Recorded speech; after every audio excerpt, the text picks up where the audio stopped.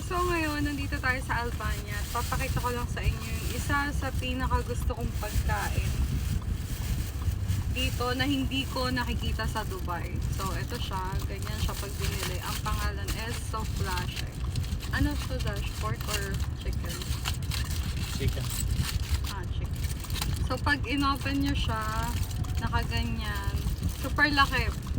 Actually shawarma to, pero ang tawag nila dito is Soflash. So, ganyan siya. Pag pinakita sa inyo, ang laman nito is meron siyang pita bread, meron siyang fries, tapos yung laman, tapos meron siyang gulay. Meron din siyang kasamang fork. Kasi, hindi mo siya makakagat, dahil ang laki niya, oh.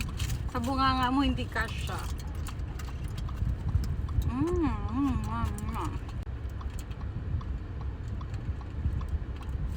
Gagamitan nyo lang siya ng fork hanggang makakagat nyo na kasi malaki talaga siya.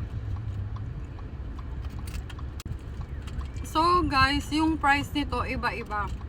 So sa iba merong 200 lek, 300 lek. So itong nabili namin is 300 lek. So kung sa dirham siya, mga 10 to 13 dirhams.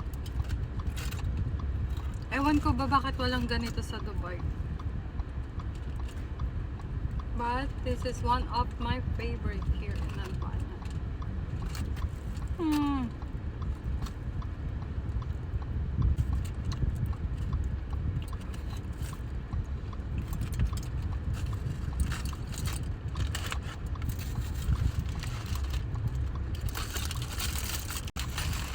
So let's open it.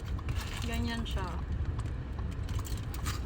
Actually, masarap to pag kinagat mo siya ng buo kasi may pita, may vegetables, may fries, may meat.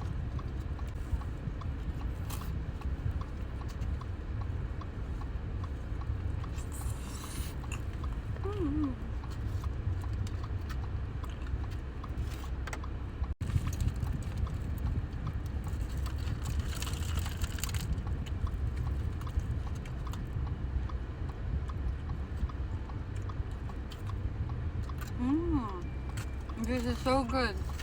You must try this when you're here in Albania. Oh, that's all for today. Bye.